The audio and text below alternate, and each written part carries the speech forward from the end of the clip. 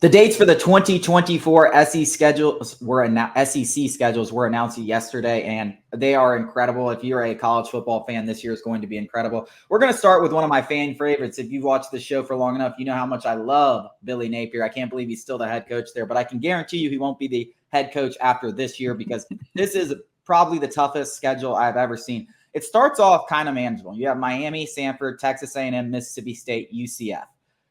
You could easily go 4-1 over that stretch. And I think if you're Billy Napier, you have to go 4-1 over that stretch, or you have no chance of saving your job because then it gets sketchy. It could get sketchy right there. I'm thinking, A&M gets off the ground quick. Elko, I don't know, maybe not. But Miami's no easy win there, and Mississippi State is no slouch. The thing is that this Florida program's already in the dumps. So, what we think are gimme wins against Mississippi State and Texas A&M probably shouldn't be considered gimme wins. That's the state of this program. No. I mean, you look at this. I mean, just as easy as they could be 4-1, they could be 1-4. I mean, UCF isn't a gimme win. Miami's not a gimme win. The only gimme win is Samford, and hell with Florida. That might not even be a gimme win. Yeah. The way they perform. So no, I agree. I'm just saying if he's going to save his job, he has to be 4-1, I think, over the stretch, because they're definitely not making a bowl game if they're not 4-1 over the stretch. Because then you go at Tennessee. They had a great game this year against Tennessee, but at Tennessee is a much different beast compared to being at the Swamp. And then you get Kentucky. Let's just give them both of those. Let's just give them both of those. Yeah, let's say they have 2 losses after this stretch, because the next five, and you have 2 losses, right? 5-2. You're probably ranked going into this stretch. Oh my gosh, you're probably 15. Georgia, at Texas, LSU, Ole Miss, at Florida State. I don't think they win a single one of those games. No, I don't either.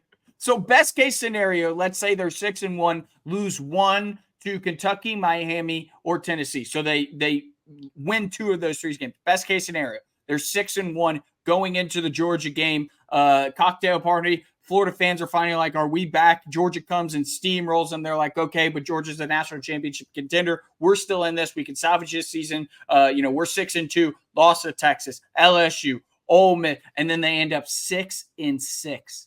Oh my gosh. You have at Texas mixed in there too. You're not winning at Texas. I mean, maybe the 2 games at home versus LSU and Ole Miss, we don't really know too much how LSU is going to look. I assume they're going to be good enough to beat Florida. Maybe you could beat Ole Miss and upset them. We don't really know too much, but Ole Miss has been running the transfer portal, and they're coming off their best season, maybe in program history, or at least since World War II. At Florida State, I give you almost no chance of winning that game. I mean, you're looking, even if you just look at this entire schedule as a whole, let's say you dominate the first part of it. I mean, 7-5 is the best case scenario.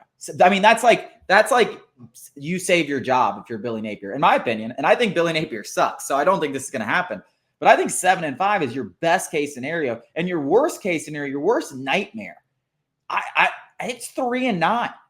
It's a legitimate 3-9. You could play decent football and go 3-9 over the stretch, because Miami you could very easily lose to. Texas A&M, no shame in losing to Texas A&M. I know that game's at home. At Mississippi State is not going to be a gimme. Very tough home environment. You're not good enough to overlook anyone. UCF, you know who's going to be so pumped up for an in-state Florida matchup between an SEC team? UCF.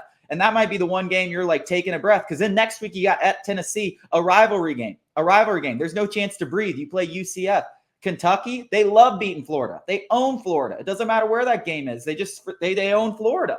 And then you end with the toughest stretch I have ever seen in college football history. And I don't even think I'm not saying that hyperbole. That is the toughest stretch in college football history on a schedule. Georgia, at Texas, LSU, Ole Miss, at Florida State. That is 5 teams that just finished in the top 13.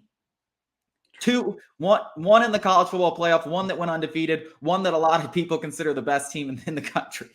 I mean, that's the craziest thing I've ever seen. Yeah, I do think they could go 8-4, but that's, a miraculous offseason turnaround. Billy Napier gets all his guys in, they develop. But I think 3-9, you're literally, the Gator Nation needs to be ready to stare down the barrel of a 3-9 season and kind of swallow that pill. Yeah.